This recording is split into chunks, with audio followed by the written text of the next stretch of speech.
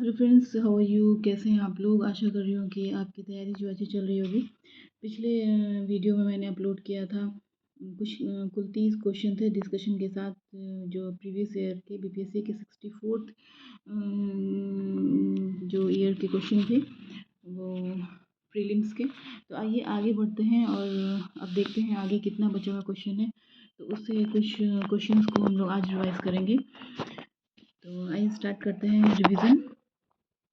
बिहार विशेष का ये टॉपिक है, इससे जो क्वेश्चन है हम लोग उसको देखेंगे कि क्या क्या है, फिर उसकी हम लोग डिस्कशन भी कर लेंगे। भगवान बुद्ध के महापरिनिर्वाण के बाद पहली बुद्ध संगति हुई थी। राजगृह में, पाटलिपुत्रा में, गया में, वैशाली में, या फिर उपयुक्त में से कोई नहीं, या उपयुक्त में से एक से अधिक। जब हमने ये 64th का जो पेपर आया था, इसमें भी 6 इसके लगभग 5 टोटल 5 इसके ऑप्शंस दिए गए थे, और हम लोगों के एग्ज़ाम में भी इस बार जो है 5 ऑप्शंस आने वाले हैं। तो घबराने का नहीं है, पूरी तरीके से तैयार रहना है कि कैसा पेपर आता है। तो लगभग हम लोगों का ऐसे ही जो है पेपर आएगा, क्योंकि उसमें भी कुल इसी टाइप के ऑप्शंस रहेंगे, ए बी सी डी और ई भी रहेगा। तो हमें पहले से प्रिपेयर होना है, इसीलिए मैंने ये 64th ईयर का पेपर निकाला है। और भी पेपर जो आएंगे जिसमें ऑप्शंस इस टाइप के होंगे, तो हम कोशिश करेंगे कि वैसे क्वेश्चन पेपर को हम टच करें, ताकि हमारी हैबिट हो जाए इस टाइप के ऑप्शंस में क्वेश्चन बनाने की। तो पहला का जो आंसर होगा वो होगा आपका राजगृह राजगीर। भगवान बुद्ध के महापरिनिर्वाण के बाद पहली बौद्ध संगति हुई थी कहाँ? राजगृह राजगीर में। बंगाल और बिहार में भूमि पर किराएदारों के अधिकार को बंगाल किराएदारी अधिनियम द्वारा कब स्वीकार किया गया था? 1868 में, 1881 में, 1885 में, या फिर 1893 में? तो ये अधिकार जो एक्सेप्ट हुआ था वो हुआ था आपका 1885 में। इसके बाद आते हैं बिहार कब भारत में एक स्वतंत्र प्रदेश बना था? तो इसमें जो है आपका 1912 है। लेकिन इसके ऑब्जेक्टिव्स जो इसके आंसर हैं उसमें जो है उपयुक्त में से कोई नहीं शो कर रहा है आयोग द्वारा, लेकिन ऐसे हम जानते हैं कि ये 1912 है। चंपारण में गांधी जी को आमंत्रण किसने दिया था? राजेंद्र प्रसाद ने दिया था, मजहरुल हक ने दिया था, कृष्ण साय ने दिया था, राजकुमार शुक्ल ने दिया था। तो जो चंपारण में जो गांधी जी से जो मिलने के लिए चंपारण के लिए गए थे, तो वो कौन थे? वो राजकुमार शुक्ल। ये क्वेश्चन बहुत इंपॉर्टेंट है और कई बार एग्जाम में पूछा गया है। अब आते हैं इस क्वेश्चन पे। ये 35वां नंबर है। बिहार सोशलिस्ट पार्टी कब गठित हुई थी? 1921 में, 1927 में, या फिर 1931 में, या फिर 1934 में? उपर्युक्त में से कोई नहीं, या उपयुक्त में से एक से अधिक। तो बिहार की जो सोशलिस्ट पार्टी है वो 1931 में हुई थी गठित। और इसके बाद क्वेश्चन नंबर 36। इनमें से किसने बिहार में पहले कांग्रेस मंत्रिसभा का नेतृत्व किया था? अनुग्रह नारायण सिन्हा, अब्दुल बारी ने, जयप्रकाश ने, या फिर श्री कृष्ण सिन्हा ने? इनमें से कोई नहीं, या फिर इनमें से एक से अधिक। तो इसका ट्रू आंसर है श्री कृष्ण सिन्हा। नील विद्रोह किसके बारे में था? रैयत नील की खेती नहीं करना चाहते थे, जबरदस्ती करवाई जा रही थी। रैयत नील की खेती करना चाहते थे पर उन्हें ज़बरदस्ती रोका जा रहा था। रैयत जो है वो नील की खेती नहीं करना चाह रहे थे, पर उनसे एक अमान्य मूल्य पर ज़बरदस्ती करवाई जा रही थी। नीले रंग के झंडे वाला एक विद्रोही आंदोलन, या फिर उपयुक्त में से कोई नहीं, उपयुक्त में से एक से अधिक। तो इसका जो ट्रू आंसर है वो होगा रैयत नील की खेती नहीं करना चाह रहे थे, पर उनसे एक अमान्य मूल्य पर ज़बरदस्ती करवाई जा रही थी। क्वेश्चन नंबर आपका आता है 38। कुंवर सिंह अंग्रेज़ों के खिलाफ 1857 में विद्रोह में किस जगह शामिल हुए थे? आरा, पटना, बेतिया, वाराणसी? उपयुक्त में से कोई नहीं, या उपयुक्त में से एक से अधिक। तो इसका जो सही आंसर होगा वो होगा आरा। कुंवर सिंह से जो क्वेश्चन हैं बहुत ज़्यादा हर बार रिपीट होते हैं, तो इसको आप लोग ज़रूर देख लीजिएगा। यहाँ आते हैं हम लोग। नमक सत्याग्रह के दौरान बिहार के लोगों ने नमक बनाने के साथ साथ किस कर के विरोध द्वारा सरकार का विरोध किया था? चौकीदारी, हाथी, मलबा, डेवलपमेंट? उपयुक्त में से कोई नहीं, उपयुक्त में से एक से अधिक। तो ये है आपकी चौकीदारी। नमक सत्याग्रह के दौरान बिहार में लोगों ने नमक बनाने के साथ साथ किस कर के विरोध द्वारा सरकार का विरोध किया था? ये आपकी चौकीदारी। बिहार किसान सभा से कौन जुड़ा था? स्वामी सहजानंद, कार्यानंद शर्मा, राहुल कृत्यानंद और यदुनंदन शर्मा, या फिर उपयुक्त में से कोई नहीं, उपयुक्त में से एक से अधिक। तो इसका जो है आपको आंसर है इसमें ई होगा, उपयुक्त में से कोई नहीं और उपयुक्त में से एक से अधिक। इसका डिस्कशन हम देखेंगे। किस वर्ष झारखंड राज्य अस्तित्व में आया था? 1998 में, 1999 में, 2000 में, 2001 में। झारखंड राज्य जो है अस्तित्व में कब आया था? 2000 में। एक भारतीय राज्य के रूप में बिहार बना था कब? 1912 में, 1911 में, 1936 में, 2000 में। बिहार के निम्नलिखित हिस्सों में से कौन सा हिस्सा भूतात्विक दृष्टि से अपेक्षाकृत पुराना है? रोहतास की पठार, उत्तर पश्चिम पहाड़ियाँ, खड़गपुर पहाड़ियाँ, उत्तर गंगा मैदान, या फिर इसमें से कोई नहीं, या फिर इसमें से एक अधिक। तो ये है आपकी आंसर सी होगी इसकी, खड़गपुर की पहाड़ियाँ। और क्या क्वेश्चन था इसका? बिहार के निम्न हिस्सों में से कौन सा हिस्सा भूतात्विक दृष्टि से अपेक्षाकृत पुराना है, यानी कि खड़गपुर की पहाड़ियाँ। जुलाई 2018 तक पटना जिला बिहार के कितने जिलों में से सीमाबद्ध था? 9। और बिहार का अधिकांश क्षेत्र आच्छादित है। पहाड़ मिट्टी, कछारी मिट्टी, रेगुर मिट्टी, तराई मिट्टी, या फिर इनमें से कोई नहीं, या फिर इनमें से एक से अधिक। तो इसका जो सही आंसर होगा बिहार के लिए वो कौन सी होगी आपकी? कछारी मिट्टी। पहाड़ी नहीं होगी, रेगुर नहीं होगी, तराई नहीं होगी, कौन सी होगी? कछारी। अब आते हैं हम लोग क्वेश्चन नंबर 46। भारत के राज्यों में से निम्नतः साक्षरता दर 2011 जनगणना की दृष्टि से बिहार का स्थान द्वितीय, चतुर्थ, तृतीय, प्रथम था। याद रखना होगा 2011 की जो जनगणना हुई थी उसमें बिहार का जो साक्षरता दर क्या था दृष्टि से, निम्नतम साक्षरता दर की जो थी उसकी दृष्टि से क्या था? बिहार का स्थान प्रथम था। अब यहाँ दें, भारत के राज्यों में से जुड़े जूट उत्पादन की दृष्टि से बिहार का स्थान क्या है? द्वितीय। बिहार में जूट की जो खेती होती है उसमें बिहार का दूसरा स्थान आता है, इसको याद रखना है। बिहार में किस प्रकार के उद्योगों की प्रत्याशा एवं संभावनाएं हैं? तेल शोधनागार, वन आधारित उद्योग, बालू का खनन उद्योग, या फिर कृषि आधारित उद्योग। इसका जो सही आंसर है वो क्या है? कृषि आधारित उद्योग। एक रिपोर्ट के अनुसार दिसंबर 2017 में से फरवरी 2018 के मध्य 4G सिग्नलों की उपलब्धता की दृष्टि से देश के 20 शहरों में पटना का स्थान कहाँ है? जो 4G सिग्नल्स शुरू हुए थे उसकी उपलब्धता की दृष्टि से 20 शहरों में पटना का स्थान कहाँ है? तो प्रथम है। अब यहाँ आते हैं, सुलभ इंटरनेशनल ने बिहार के किस नगर में सस्ती दर पर पेयजल उपलब्ध कराने हेतु सुलभ जल परियोजना प्रारंभ किया है? पटना, भागलपुर, दरभंगा। और बिहार की मुख्यमंत्री कन्या उत्थान योजना के संबंध में कौन सा असत्य है? इसमें कौन सा सही है? सही नहीं है। योजना का वार्षिक व्यय 72,021 करोड़ है। 7,221 करोड़ प्रस्तावित है। शिक्षा, स्वास्थ्य और समाज कल्याण 3 विभागों द्वारा योजना का संचालन करते हैं। जन्म से स्नातक तक की शिक्षा पूर्ण करने पर प्रत्येक कन्या को 60,000 प्रदान किए जाएंगे, और कन्या शिशु के जन्म से उसके परिवार को 2,000 प्रदान किया जाता है, या फिर इसमें से कोई नहीं, या इसमें से एक अधिक।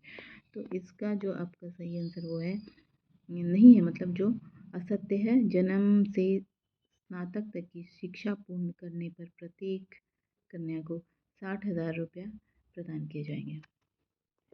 तो ये हमने 51 तक कंप्लीट किया, और अब आते हैं इसमें इसका जो पेपर का क्वेश्चन आया था ये आपकी भारतीय राज्य व्यवस्था एवं संविधान। सर्वोच्च न्यायालय का न्यायाधीश अपने पद से त्यागपत्र किसको लिख कर दे सकता है? राष्ट्रपति को। पिछड़ी जाति आयोग के प्रथम सभापति कौन है? काका साहेब कालेलकर। और राज्य याद रखना है इसको कि पिछड़ी जाति आयोग के प्रथम सभापति कौन थे? काका साहेब कालेलकर। राज्य आयोग द्वारा सेवा आयोग का अध्यक्ष किसके द्वारा नियुक्त किया गया था? नियुक्त किया जाता है। राज्य लोक सेवा आयोग का अध्यक्ष किसके द्वारा नियुक्त किया जाता है? तो राज्य के राज्य के राज्यपाल द्वारा। लोकसभा का सदस्य चुने जाने के लिए एक व्यक्ति को किस आयु से कम नहीं होना चाहिए? 25 वर्ष से। और किसी राज्य का राज्यपाल नियुक्त किया जाता है राष्ट्रपति द्वारा। भारतीय संविधान के किस अनुच्छेद के अंतर्गत लोकसभा में सूचित जातियों के आरक्षण का प्रावधान किया गया था? अनुच्छेद 330 में। भारतीय संविधान के किस अनुच्छेद के अंतर्गत लोकसभा में अनुसूचित जातियों के आरक्षण का प्रावधान किया गया था? अनुच्छेद 330 में। राष्ट्रपति संसद का हिस्सा होता है। राष्ट्रपति क्या होता है? संसद का हिस्सा होता है। और राज्य व्यवस्था से ये क्वेश्चन है सारे। निम्न में से कौन सा अनुच्छेद पंचायत के गठन के लिए राज्य सरकारों को निर्देश देता है? तो ये आपका अनुच्छेद 40 है। इससे हमें ये समझ में आ रहा है कि हर पोर्शन से क्वेश्चन आपके आए हैं एग्जाम में। इसका मतलब है कि हमारी जो सुपर टेट होगी बीपीएससी की, उसमें भी सारे पोर्शन को टच करेगी आयोग। तो हमें सारे पोर्शन को कवर करने हैं। निम्नलिखित में से किस वर्ष सरकारिया आयोग जिस केंद्र राज्य संबंधी में परिवर्तन की संस्तुति का अधिकार दिया गया था ने अपना प्रतिवेदन जमा किया था? वो वर्ष कौन सा था? 1987। जो सरकारिया आयोग जिस केंद्र राज्य संबंधी में परिवर्तन की जो संस्तुति का अधिकार दिया गया था, वो कौन सा प्रतिवेदन जमा किया था? उसका ईयर क्या था? 1987। निम्न में से किस अनुच्छेद के अंतर्गत वित्त आयोग के गठन का प्रावधान किया गया था? अनुच्छेद 280। अनुच्छेद 280 क्या है? ये अनुच्छेद के अंतर्गत वित्त आयोग का गठन हुआ था, का प्रावधान लागू हुआ था। और ये है भारत का महान्यायवादी किसके द्वारा नियुक्त किया जाता है? भारत के राष्ट्रपति द्वारा। भारत का महान्यायवादी किसके द्वारा नियुक्त किया जाता है? भारत के राष्ट्रपति द्वारा। और आज़ादी के बाद भाषा के आधार पर भारत के राज्यों का पुनर्गठित किस वर्ष हुआ था? 1956। आज़ादी के बाद भाषा के आधार पर भारत के राज्यों का पुनर्गठन हुआ था। कब हुआ था? 1956 में। और ये भूगोल के क्वेश्चन है। आइए भूगोल भी देख लेते हैं। वह दर्रा जो सर्वाधिक ऊंचाई में अवस्थित है? नाथुला, जेजिला, रोहतांग, खैबर नहीं। ये इसका सही आंसर दिया है नाथुला। और करेवा मृत्तिका जो जाफरान केसर का एक स्थानीय प्रकार के उत्पादन के लिए उपयोगी है, कहाँ पाई जाती है? कश्मीर हिमालय में पाई जाती है। गढ़वाल में नहीं, पूर्वी हिमालय में नहीं, नेपाल में नहीं। ये पाई जाती है कश्मीर हिमालय में ज़ाफ़रान। और ज़ाफ़रान थोड़ी कॉस्टली होती है भारत के, लेकिन वो हेल्थ के लिए काफ़ी अच्छी होती है। हेल्थ को बूस्ट करती है आपकी ज़ाफ़रान यानी केसर। भारत के निम्न राज्यों में से किसे चीनी का कटोरा कहा जाता है? उत्तर प्रदेश, महाराष्ट्र, हरियाणा, बिहार। किसे कहा जाता है? उत्तर प्रदेश में। उत्तर प्रदेश में गन्ना बहुत होता है।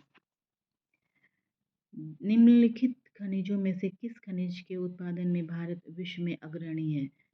कौन सी चीज़ है जो सबसे आगे है? चादरी अब्रक। चादरी अब्रक जो है बिहार में, भारत में काफ़ी अत्यधिक होता है। और क्या क्या क्या इसके ऑप्शन में दिया था? तांबा, लोहा, अयस्क और जिप्सम। उसके बाद आते हैं इसमें, निम्न में से कौन सा मेघालय पठार का अंश नहीं है?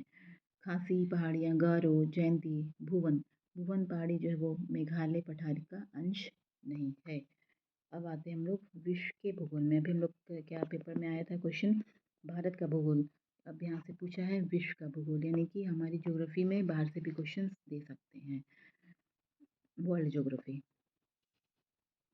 निम्नलिखित में से कौन सा एक स्थल रुद्ध देश है? Belgium, Romania, Ukraine. विपरीत में से कोई नहीं है, उससे अधिक हंगरी। कौन सा स्थल रुद्ध देश है? हंगरी। स्थल रुद्ध देश हंगरी। निम्नलिखित में से कौन सा द्वीप जो है वो क्षेत्रफल में सबसे बड़ा है? ये है आपका Borneo. Great Britain, Sumatra, Madagascar नहीं। बोर्नियो जो है वो क्षेत्रफल में सबसे बड़ा है। कौन सा जो किस क्षेत्र में भूमध्य सागरीय जलवायु प्रचलित नहीं है? पंपाज। पंपाज में भूमध्य सागरीय जलवायु प्रचलित नहीं है। वह देश जो विश्व में रेशम का सबसे बड़ा उत्पादक है? चीन। और चीन जो है सबसे ज़्यादा रेशम उत्पादन में, सबसे ज़्यादा प्रोडक्शन में आता है। और उसके बाद आता है संयुक्त राष्ट्र अमेरिका को छोड़कर विश्व के निम्न देशों में से कौन सा देश कच्चे तेल का सर्वाधिक उत्पादन करता है? संयुक्त राष्ट्र अमेरिका को छोड़कर। कौन है? रूस नहीं है, चीन नहीं है, कनाडा नहीं है, सऊदी अरब है।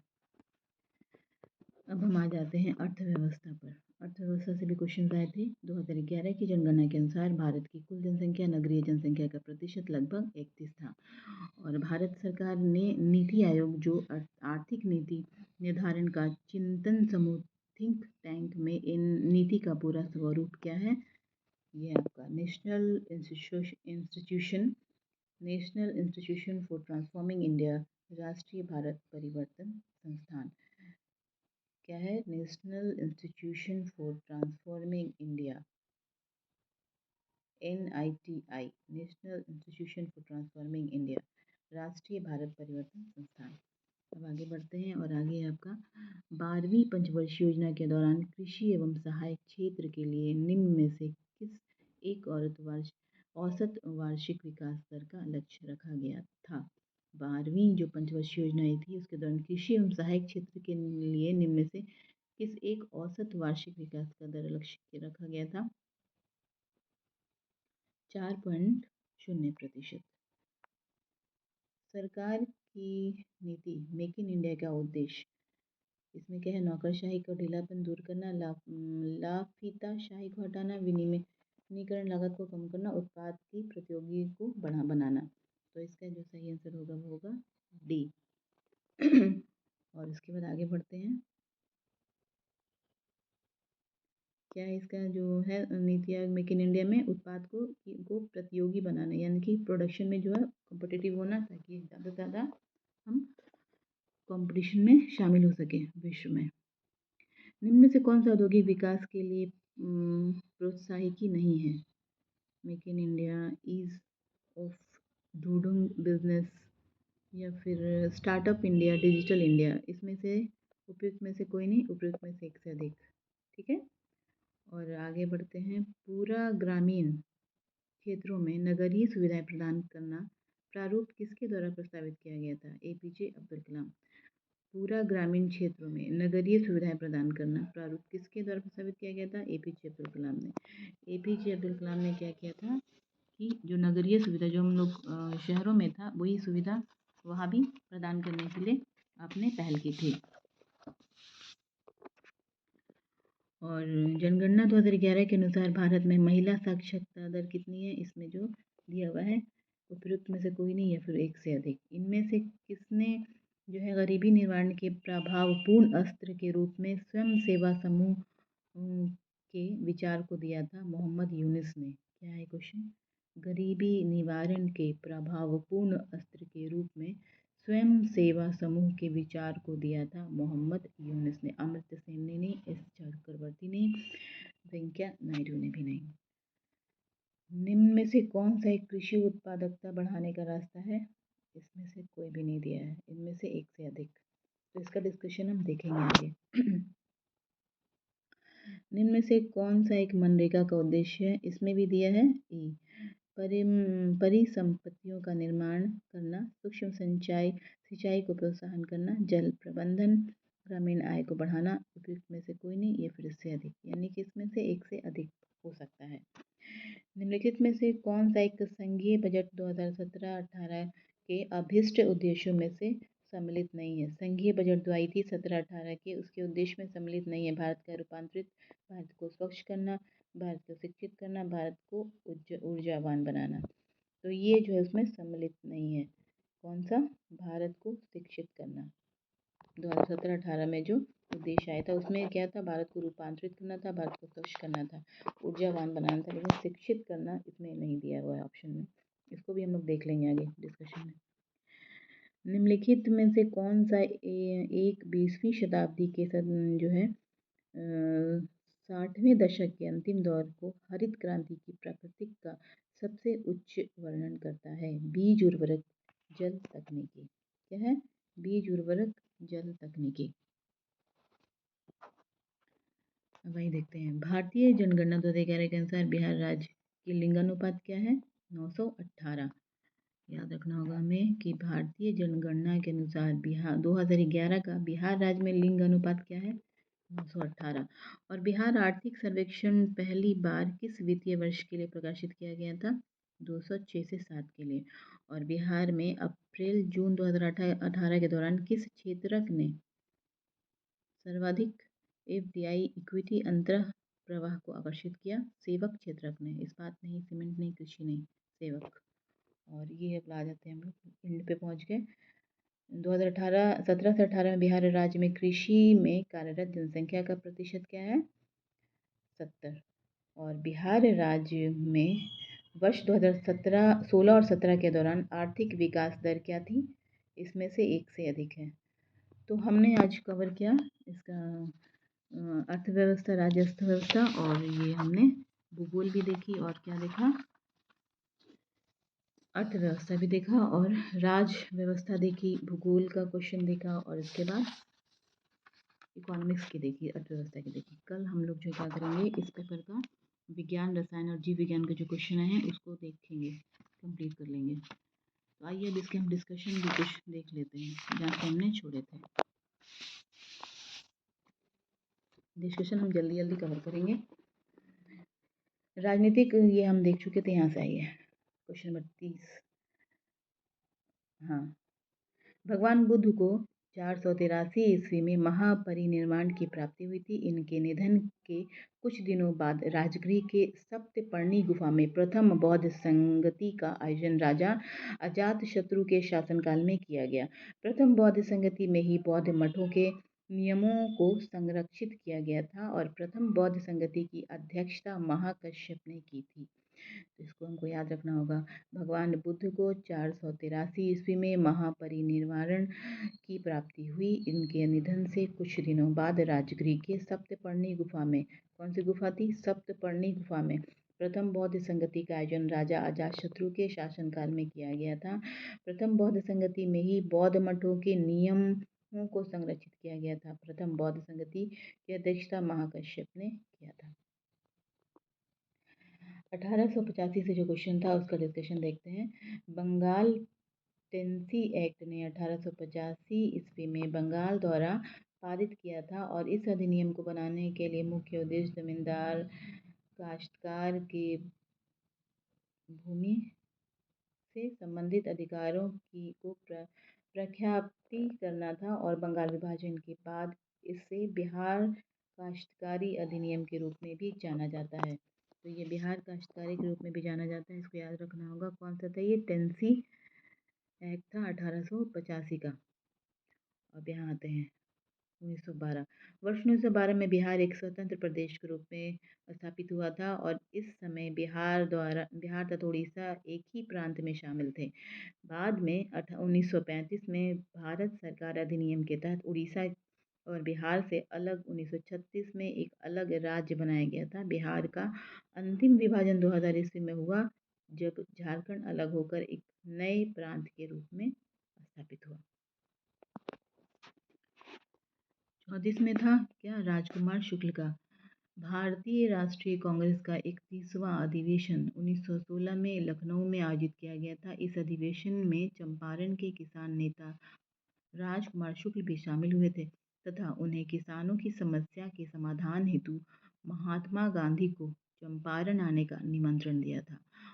10 अप्रैल 1917 को महात्मा गांधी 10 अप्रैल 1917 को महात्मा गांधी चंपारण पहुंचे तथा इनके प्रयास के कारण अंग्रेजों को तीन कटिया पद्धति समाप्त करना पड़ा था। कौन सी पद्धति चल रही थी? तीन कटिया पद्धति समाप्त करना पड़ा। चंपारण सत्याग्रह गांधी जी का भारत में प्रथम सत्याग्रह था।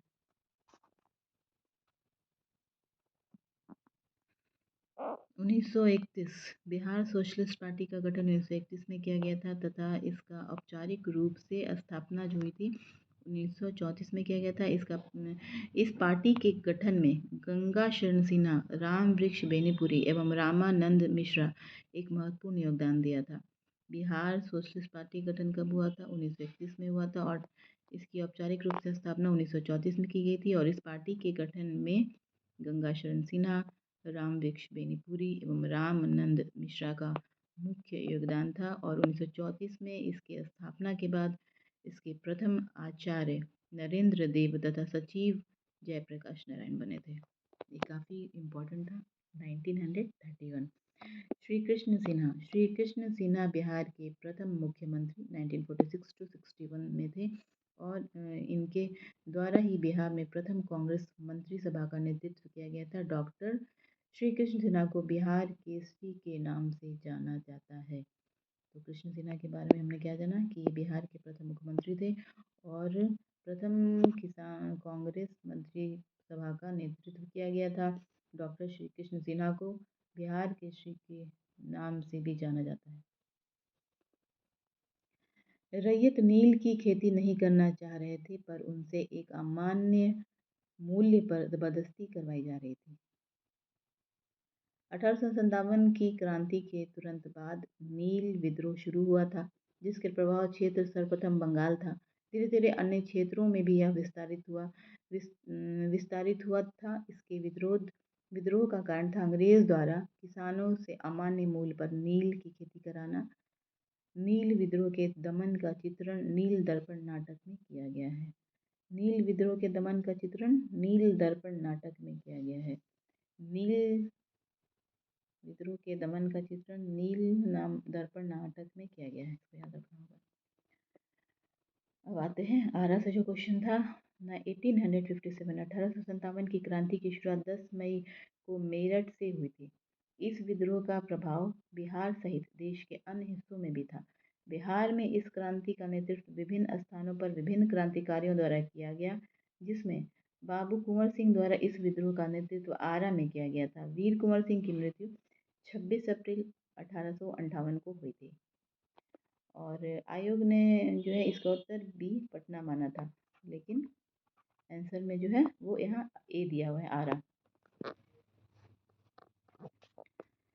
चौकीदारी। गांधी जी द्वारा दांडी सत्याग्रह 12 मार्च 1930 को चलाया गया था, जो 6 अप्रैल 1930 तक चला था। बिहार के लोगों ने नमक सत्याग्रह के साथ चौकीदारी कर के विरोध में भी आंदोलन किया था। बिहार के मुंगेर, भागलपुर, सारण एवं चंपारण क्षेत्र में इस कर का व्यापक विरोध किया गया था। कौन कौन सी डिस्ट्रिक्ट शामिल थी इसमें? मुंगेर भी था, भागलपुर, सारण और चंपारण। आगे देखते हैं। दिए गए विकल्पों में से एक से अधिक सही है। 1929 ईस्वी में बिहार प्रांतीय किसान सभा का गठन किया गया था, जिसका सचिव श्री कृष्ण सिन्हा को बनाया गया था। इस किसान सभा में कई प्रमुख व्यक्ति जुड़े थे, जिसमें कार्यानंद शर्मा, राहुल संकृत्यान और यदुनंदन शर्मा आदि प्रमुख थे। 1936 ईस्वी में अखिल भारतीय किसान सभा का गठन किया गया था, जिसके प्रमुख अध्यक्ष कौन थे? स्वामी सहजानंद सरस्वती।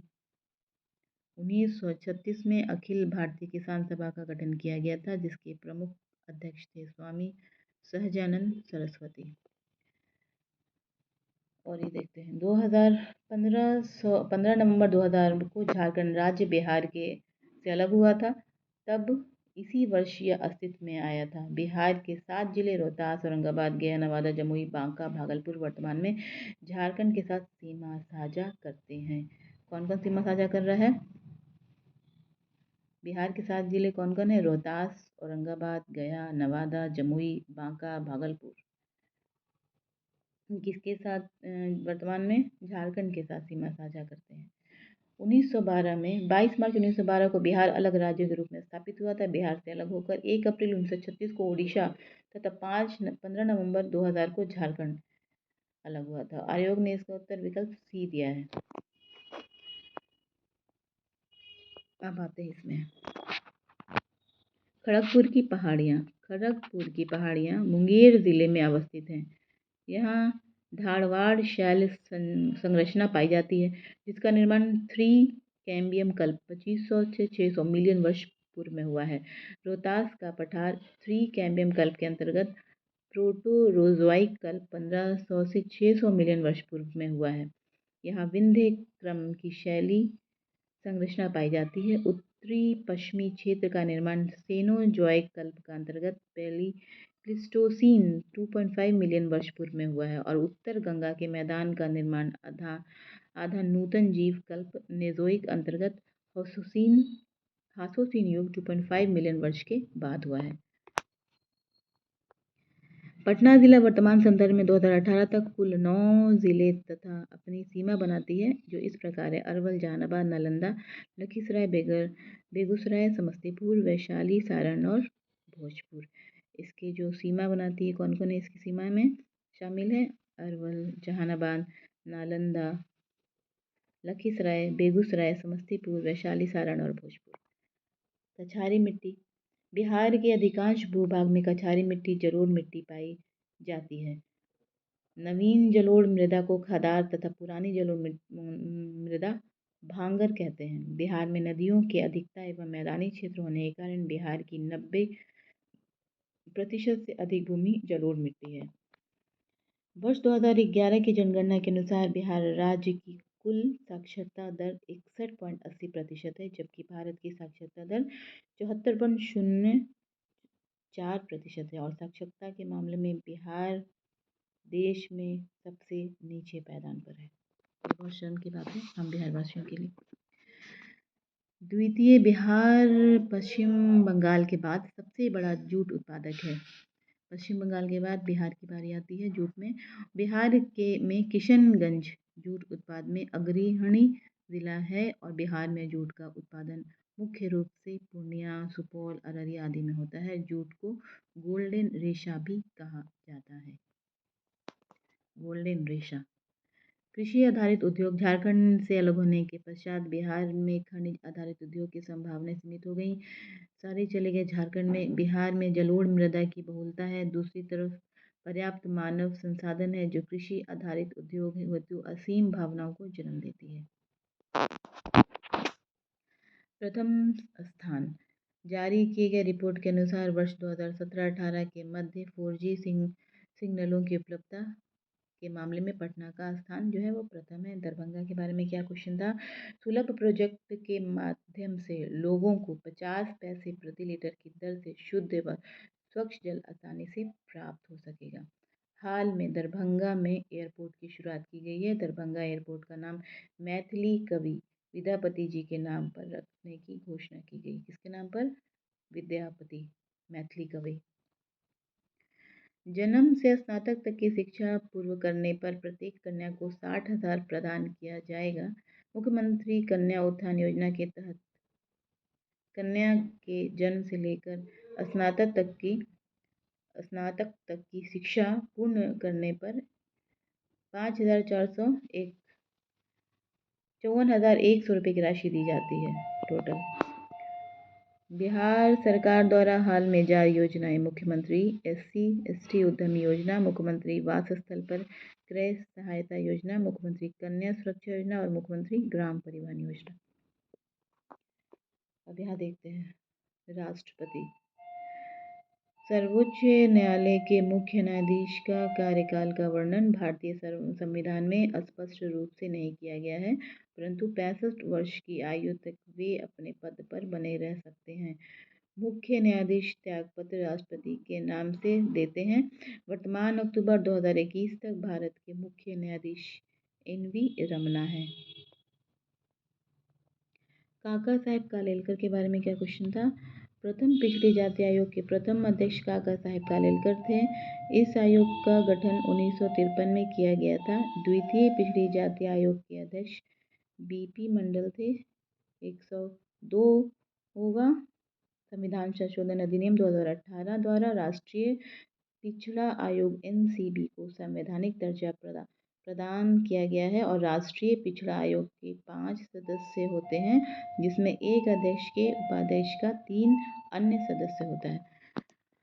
तो दोस्तों बाकी डिस्कशन हम कल के वीडियो में करेंगे, मतलब अपलोड कर देंगे इसको। अभी के लिए इतना रिवीजन काफ़ी है, तो आप देख लीजिएगा प्रीवियस जो है प्लेलिस्ट में जा कर के और रिवीजन करते रहिए, क्योंकि रिवीजन नहीं करेंगे तो हमारी कामयाबी मुश्किल है। आज के लिए इतना ही। बाय बाय, टेक केयर, जय हिंद।